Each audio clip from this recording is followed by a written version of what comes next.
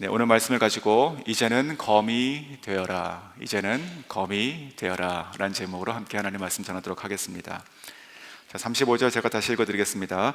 그들에게 이르시되 내가 너희를 전대와 배낭과 신발도 없이 보내었을 때에 부족한 것이 있더냐? 이르되 없었나이다. 자, 그들에게 이르시고 계시죠. 예수님께서 지금 누구에게 또 언제 말씀하고 계신 걸까요? 지금 말씀은 제자들에게 계속 하고 계신 것입니다. 근데 지금 언젠가 이제 이것을 보면 이제 어제 본문하고 이어지고 있습니다. 자, 어제 본문에서 예수님께서 지금 이게 잡히시기 전날 밤 주님께서 마지막 주의 만찬을 하시는 그 자리에서 지금 일어나고 있는 것이죠. 예수님은 자신이 받을 그 고난, 십자가의 고난과 죽음을 말씀하셨고, 그 말씀을 들었던 제자들은 누가 더 크냐 이렇게 다퉜다 저희가 알고 있죠. 주님께서는 섬기는 자가 큰 자다고 말씀하시고, 또 베드로에게 사단이 너를 지금 밀가부르듯 할 것이다 라고 말씀하셨을 때 베드로는 내가 주님과 오게도 또 죽는데도 가겠나이다 라고 이렇게 각오하게 됩니다.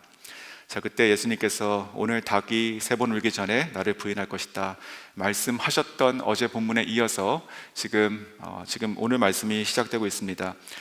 잠시 좀 생각해 봤습니다. 만약에 내가 예수님이라면 조금은 낙심되지 않았을까? 이제 곧 일어날 그 제자들의 일들을 보면 조금은 낙심되지 않았을까 생각이 들었습니다.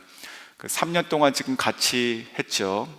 근데 지금 내가 곧 십자가에 죽는다고 말을 했는데 그 말귀를 알아듣지 못하고 누가 더 크냐 이렇게 얘기하고 있고, 또 내 앞에서 자신의 믿음을 이렇게 각오하고 있는 이 베드로는 정작 곧 나를 지금 부인할 것입니다. 그리고 다른 제자들도 다 도망갈 것이고요. 지금 함께 있는 모든 자들이 나를 떠난다. 자, 이 생각을 하면 인간적으로 생각하면 조금은 실망스럽지 않을까 이렇게 생각이 또 들었습니다. 그런데 오늘 예수님의 말씀은 그러한 제자들을 향해서 실망해서 말씀하시는 것이 아니라 그러한 제자들이, 즉 다 떠나가는 그 제자들이 나중에 다 돌이키고 돌아올 제자들로 보고 있는 것입니다. 저는 이것이 굉장히 커다란 위로와 힘이 되었습니다. 주님께서 나를 또한 그와 같이 연약하여 넘어질 사람으로 보지 않고, 그런다 하더라도 돌이켜서 다시 주님을 위해서 살아갈 사람으로 보시고 말씀하시고 계시구나. 저는 이것이 저희들을 향하신 하나님의 마음이라 생각이 듭니다. 우리가 믿음이라고 하는 것을 많은 것으로 정의하고 설명할 수 있는데, 오늘 이러한 본문을 보면 믿음은 미래의 시점을 가지고 오늘 현재를 바라보는 것이다. 저는 이렇게 생각이 듭니다. 제자들도 지금 당장에 벌어질 예수님도 그 당장 벌어질 그 제자들을 그들의 수준으로 생각하고 그렇게 실망하지 않으시고, 지금 그들이 이러한 것을 넘어서 이제 앞으로 나아갈 것을 생각하고 여기고 그것을 말씀하고 계시죠. 저희들도 그렇지 않을까요? 주님께서는요, 저희들을 잘 아시죠. 그래서 우리들을 잘 아시기 때문에 우리가 얼마나 연약한지, 또 얼마나 우리가 실수하는지 잘 아시죠. 하지만 주님께서 우리들을 그래서 실망하시고 내치시고 그러지 않는다고 저는 믿습니다.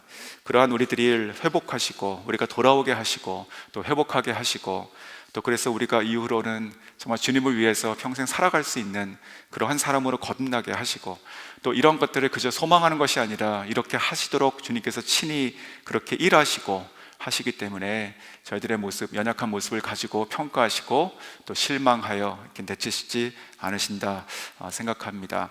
자, 오늘 그러한 예수님께서 그러한 떠날 제자들을 향한 그러나 신뢰를 바탕으로 지금 하고 계신 말씀이라는 것을 저희가 알고, 자, 그렇다면 오늘 본문을 통해서 주님께서 무엇을 우리에게 말씀하시는가 3가지 살펴보겠습니다. 자, 첫 번째는 이제는 변화의 때다. 자, 이제는 변화의 때다. 자, 35절과 36절 다시 읽어드리겠습니다. 그들에게 이르시되 내가 너희를 전대와 배낭과 신발도 없이 보내었을 때에 부족한 것이 있더냐? 이르되 없었나이다. 이르시되 이제는 전대에 있는 자는 가질 것이요 배낭도 그리하고 검 없는 자는 겉옷을 팔아 살지어다. 자, 예수님께서는 이전에 이 제자들을 지금 보내었을 때, 전도 여행 보내었을 때를 지금 상기시키고 계십니다. 누가복음 10장에 나왔던 이야기죠. 그때 주님께서는 그 제자들을 그 복음을 전파하도록 파송하시면서 전대와 그리고 가방과 주머니, 신발을 가져가지 말도록 하셨습니다. 사람들은 그들을 호의적으로 대하게 되죠. 그래서 그들은 빈손으로 복음을 전하러 나갔지만 결국 부족한 것이 없이 돌아오게 됐습니다. 자, 제자들도 그때를 지금 생각해 보니 맞는 말이죠. 그래서 예수님께서 그때 부족한 것이 있더냐라고 하셨을 때 제자들은 없었나이다 이렇게 기억하고 있습니다. 자, 그런데 그것을 기억시키고 나서 36절로 이어서 예수님께서 뭐라고 하십니까? 이르시되 이제는 이렇게 얘기하십니다. 자, 원문을 보면 이제는 앞에 그 접속사가 하나 들어가 있는데 그러나라는 접속사가 들어가 있습니다. 자, 그러니까 그러나 이제는 이렇게 말씀하시는 것이죠.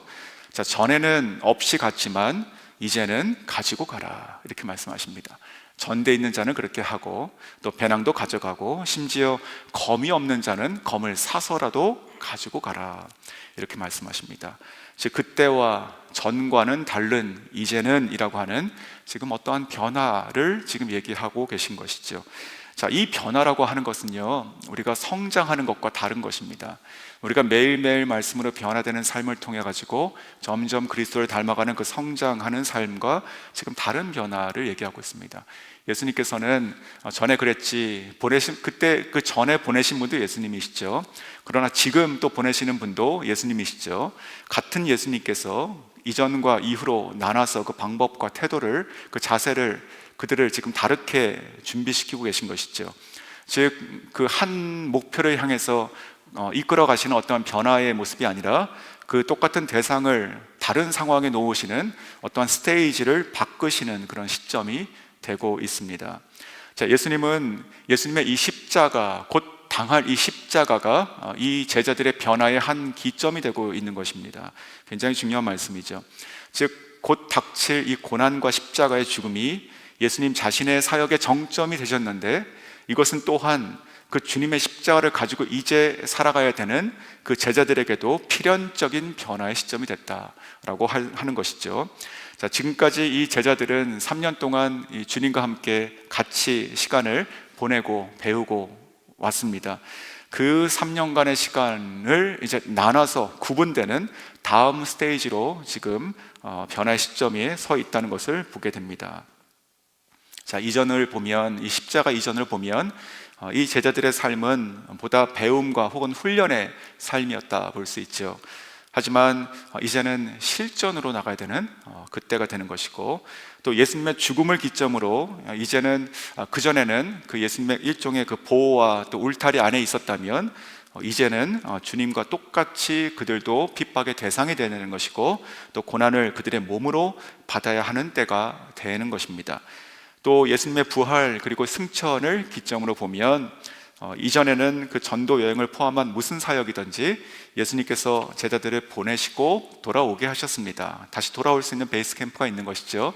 하지만 예수님의 부활과 승천을 기점으로 제자들은 이제 돌아오지 않는, 즉 나아가야 하는 때가 되는 것이죠.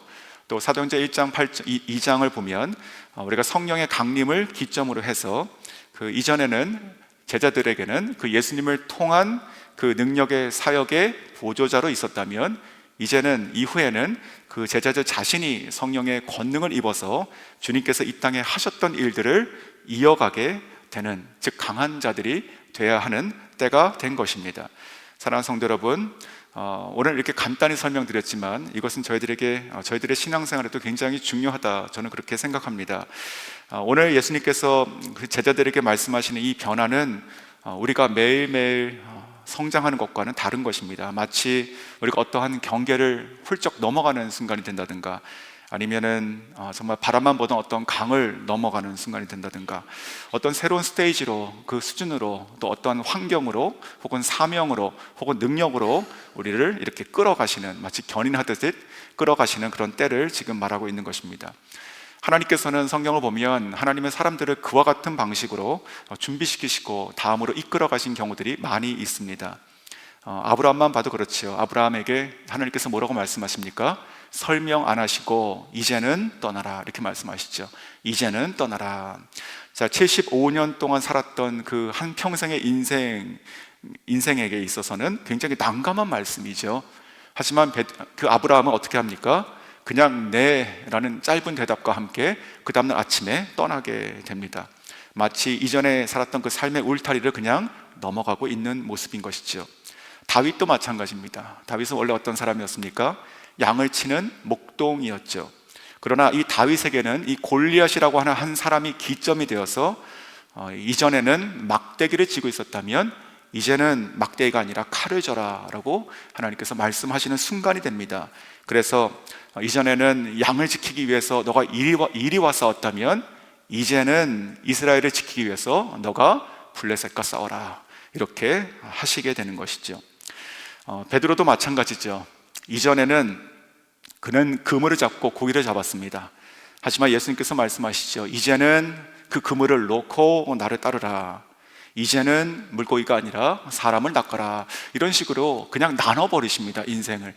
그리고 이렇게 확 끌어가시게 되는 것이죠. 이해할 수 없었지만 이 베드로는 주님, 그러고 따라가게 됩니다. 또 바울도 마찬가지예요. 이 바울이라고 하는 사람은요, 다른 제자들과 다른 성경의 인물들과 비해서 많은 강점을 가지고 살아갔던 사람이죠. 그의 인생에 쓸만한 무기들이 많이 있던 사람입니다. 출신도 그렇고 학식도 그렇고 배경도 그렇고 심지어 그 사람의 기본적인 캐릭터와 열심도 따라갈 사람이 없을 정도로 정말 대단한 사람이었죠. 하지만 우리가 잘 모르고 있는 부분이 있습니다. 성경을 보면 하나님께서 사도행전 9장에서 그를 부르시죠. 그리고 바로 안 쓰세요. 또 바로 안 쓰세요.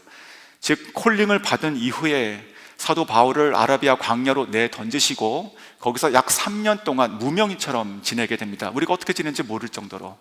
그리고 나서 완전히 그 세상이 가지고 있었던 많은 장점과 그 무기들을 다 잃어버린 것처럼 만드신 이후에 그를 다시 꺼내시죠. 꺼내서 복음을 전하게 하시죠. 즉 저는 그 과정이 이렇게 표현하고 싶습니다. 사도 바울 몸속에 있는 그 핏줄 안에 있던 그 모든 핏까지도 다 그리스도의 피로 바꾸시고 내놓으셨다. 즉 이제는 이전에 너가 가지고 있는 많은 장점들, 좋은데 그것으로 살 것이 아니라 이제는 그리스도의 피로, 그리스도의 보혈로 이제는 나만 의지하고 살아가는 사람으로 살아가라 라고 하는 체인지가 일어났던 것이죠. 바로 이러한 장면이 지금 제자들에게 준비되고 선포되고 있는 것입니다. 내가 너희들을 훈련하고 보낼 때 내가 다 가지지 않고 다 가게 했지. 다 그것이 부족한 것이 없었지. 은혜가 충만했지. 하지만 이제는 그렇게 안 한다. 이제는 내가 다 장착해라. 너희가 전신갑주로 무장해라. 이제는 검도 사라 라고 지금 말씀하고 계신 것이죠. 이런 인생의 변화라고 표현하기보다는 점핑이죠. 이것은 점핑. 자, 이런 것들을 저희들에게 또 행하십니다. 하나님께서는요. 우리에게도 그렇게 행하세요. 즉, 내 자신의 어떠한 기본적인 성격 혹은 기질과 정반대의 환경에 우리가 확 내던지게 되는 경험들을 하게 됩니다. 어떤 경우에는 전에는 나는 정말 누구보다도 열심히 최선을 다해서 정말 하나님을 위해서 살아왔다고 자부했다면 하나님께서 어느 순간 이제는 그 열심 말고 그냥 내 앞에 딱 앉아 있어라 라고 하시듯 그저 기도만 시키는 때가 있기도 하고, 또 반대로 어느 순간에는요, 내가 그렇게 정말 아무것도 못하는 사람처럼 되어버렸다 생각했는데 이제는 됐으니 나와서 나의 도구가 되라, 마치 모세를 꺼낸 것처럼 그렇게 하시기도 하시고, 어느 순간 정말 기도를 막 쏟아붓듯이 시키시기도 하시고, 어떨 때는 말씀을 막 폭풍으로 흡입하게 하시고, 어떨 때는 연속으로 내가 계획하지 않은 사람들을 계속 만나서 어떤 것을 반복적으로 듣고 깨닫고 내가 그것을 고민하게 하시고, 이전에 관심이 없었던 하나님의 어떤 나라와 어떤 분야에 대해서 내가 계속 그것을 갈등하고 내가 그것을 파기 시작하게 또 하시고 등등인 것이죠. 자, 이런 것들은 성장의 개념이 아닌 것이죠. 하나님께서 때가 되어서 끌어가시고 넘어가게 하시는 것이죠. 사랑하는 성도 여러분, 제자들이 지금 그러한 순간을 들은 것입니다. 그러한 순간이 온 것은 성령의 강림으로 온 것이고, 자, 그러한 순간을 지금 듣고 지금 아직 감을 못 잡았어요. 하지만 주님께서 무장시키시고 다음으로 이제는 가야 된다라고 하는 말씀을 정확하게 하고 계시죠. 자, 이러한 변화, 이러한 순간들을 저희들이 또한 사모하고 그런 것들을 맞이할 수 있으면 좋겠습니다. 우리가 신앙생활을 쭉 하고 있지만 이 매일매일이 감사하고 기쁨이 충만하지만 돌아보면 어느 순간에 팍 터지는, 어느 순간에 정말 하나님께서 콱 끌어내시는 그런 순간이 있으십니까? 그런 순간에 주님께서 저는 분명히 우리에게 계획하시고 그렇게 쓰시기를 원하신다고 생각합니다. 언제 어떤 모습일지 모르지만 정말 이 제자들처럼 늘 주님과 있던 그 순간에 어느 순간 주님께서 이제는 하고 말씀을 전과 구분하여 하신 것처럼 우리 가운데 하나님께서 때가 되어서 그렇게 소망하는 자들에게 끌어내시는 은혜가 있기를 주님의 이름으로 축원합니다. 자, 두 번째는요, 성령의 검이 되라. 성령의 검이 되라. 자, 36절 다시 읽어드리겠습니다. 36절에 이르실 때 이제는 전대 없는 자가 가질 것이요 배낭도 그리하고 검 없는 자는 겉옷을 팔아 살지어다. 지금 이 36절에서 예수님께서 이제라고 하는 어떤 변화, 이 점핑이라고 하는 이 중요한 말씀을 하시고 나서 또 한 가지 중요한, 어찌 보면 마가복음 10장에서 안 나왔던 새로운 말씀을 하시죠. 그것은 바로 칼에 대한 말씀을 하십니다. 칼. 자, 검을 사라, 이 말이 무슨 말일까요? 예수님께서 지금 제자들을 칼로 무장시키시고 그것을 쓰기를 원하신다는 뜻일까요? 그것은 아닙니다. 이제 곧 주님께서 잡히시고 베드로가 칼을 뺍니다, 실제로. 하지만 예수님께서 어떻게 하십니까? 그 칼을 다시 칼집에 꽂으라 라고 말씀하시죠. 안 쓰십니다. 칼을 안 쓰십니다. 즉 예수님께서 지금 말씀하신 이 칼은 문자적인 그런 무력을 행사하는 칼이 아닌 것입니다. 그렇다면 이 칼은 무엇일까요? 이 검은 무엇이고 왜 필요한 것일까요? 이것은 바로 이후에 이 제자들이 당할 고난에 대비하게 하시는 말씀입니다. 즉 예수님뿐만이 아니고 이제부터는 예수님의 이름으로 복음 때문에 살아가야 되는 이 제자들에게도 제자들을 향해서 일어날 그 강력한 핍박 그리고 환난을 말씀하시고 대비하게 하신 것이지요. 강력하게 일어날 그 강력을 제압할 수 있는 더 강력한 힘, 바로 그것이 주님께서 말씀하시는 검, 즉 말씀의 검, 성령의 검이 되는 것입니다. 그 검이라고 하면 당시 로마 병사들이 이제 칼을 차고 다녔죠. 보면 어떤 이들은 창을 차고 다녔을 것이고 어떤 병사들은 좀 긴 장검들을 가지고 다니고 또 어떤 이들은 이 허리춤에 차고 있는 단검을 가지고 다녔을 것입니다. 자, 이러한 것들은 검마다 다 장단점이 있고 용도가 다릅니다. 우리가 창을 들면 멀리 있는 것을 던질 수도 있고 혹은 서로 떨어져 있는 사람끼리 이렇게 공격할 수 있습니다. 찌를 수 있어요. 긴 칼은 그에 반해서 보다 내 앞에 있는 적들을 치는 것이죠. 하지만 역시 나를 어느 정도는 상대방과 떨어뜨려서 보호도 하게 됩니다. 근데 그에 반해서 서로가 이렇게 딱 밀착되어 있는 그 순간, 진짜 서로 몸이 부딪히는 그 딱 지근거리에 들어왔을 때, 그때는 어떤 칼을 써야 되겠습니까? 창으로 못합니다. 긴 칼로 못하고 그때는 단검이 필요하죠. 마치 정말 어떤 순간에도, 아주 협소한 공간에도 내가 마치 맨손처럼 내가 그를 향해서 내가 자유자재로 이 검을 쓸 수 있는 것은 딱 손에 붙는 그 단검입니다. 자, 이 창 그리고 긴 검 혹은 단검, 이런 것 중에서 우리가 착용해야 되는 검이 그렇다면 무엇일까요? 뭐 다 가져야 되지만 저는 특별히 단검이 아닐까 이런 생각이 들었습니다. 우리가 매일매일 살아가면서 어떤 순간에 갑자기라도 나타나서 내 앞에 탁 나타나는 어떤 순간들이 있잖아요. 그럴 때 바로 대처할 수 있는, 마치 내 손에 쥐어진 그 단검처럼 내가 자유자재로 사용할 수 있는 검, 이것은 바로 단검이 아닐까 생각이 들었습니다. 자, 이렇게 자유자재로 움직이며 내 앞에 있는 것을 즉시로 공격하고 이길 수 있는, 이런 어떠한 위협도 강한 적도 이길 수 있는 이 검이 무엇일까요? 이 검은 성경을 보면 제자들에게 임할 곧 성령의 검, 곧 말씀의 검이라고 믿습니다. 지금 이 말씀을 하시는 이 예수님은 곧 로마 병사들에게 잡히시게 되죠. 그때 제자들은 무서워서 주님을 다 버리고 도망가게 됩니다. 하지만 성령의 강림 이후에는 제자들은 강한 자들이 돼요. 어떤 핍박이나 아니면 위협에도 우리가 막히지 않고 오히려 더욱더 담대하게 복음을 가지고 전진하는 그런 강력을 파하는 더 강한 자들이 되게 됩니다. 그 모습을 보면, 즉 이 사도행전에 나오는 이 제자들의 모습을 보면 그들 손에 검이 쥐어져 있고, 또 한편으로는 그들 자체가 하나님 손에 쥐어진 단검과 같은 자들로 되었다, 이렇게 생각이 듭니다. 하나님께서 어떠한 상황과 어떠한 핍박과 조롱도 다 이 제자들의 믿음의 사람들을 통해 가지고 부수고 나갈 수 있는, 마치 하나님 손에 쥐어진 단검 같은 자들, 그런 자들이 성령의 사람 제자들이 아닐까 생각해 봤습니다. 사랑하는 성도 여러분, 저희들 모두가 다 그와 같이 정말 우리 손에 성령의 단검들을 쥐고 살아가고, 나아가서 우리가 정말 하나님의 손에 쥐어진 그런 단검과 같은 성령의 검들 될 수 있기를 원합니다.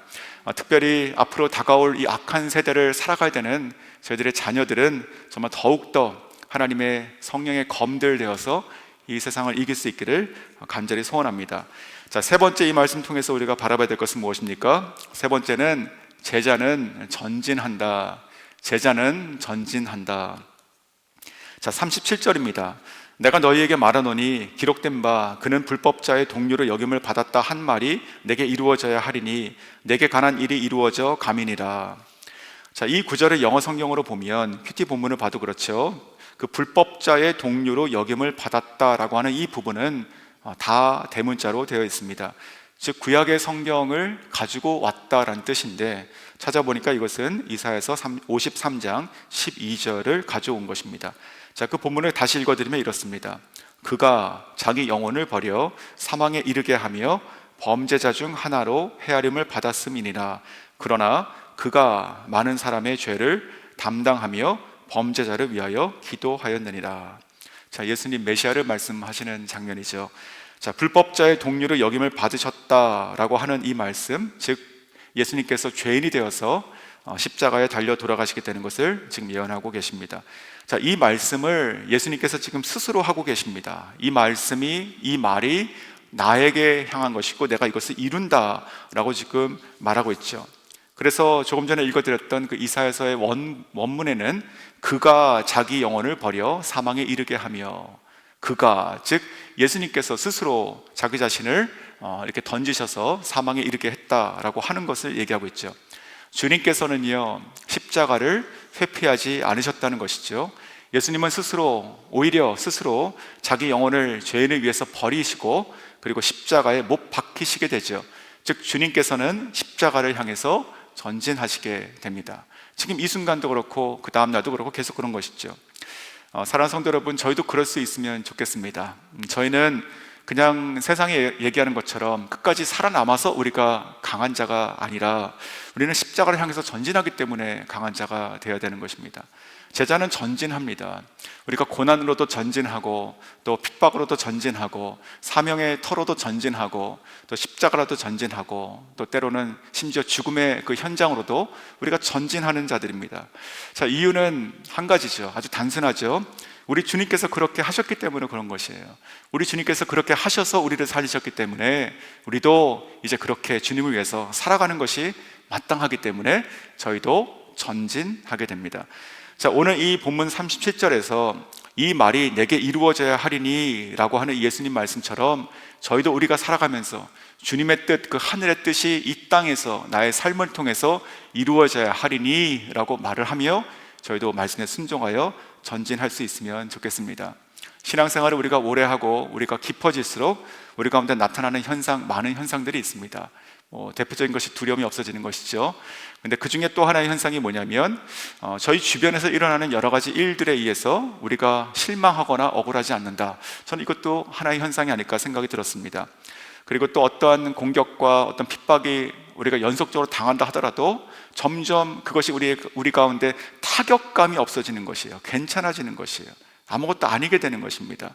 지금 예수님께서는요, 이 유약한 제자들을 향해서 원망하시거나 그들의 수준에서 지금까지 살아왔던, 자기가 보냈던 그 3년의 시간을 돌아보면서 억울해하지 않으셨습니다.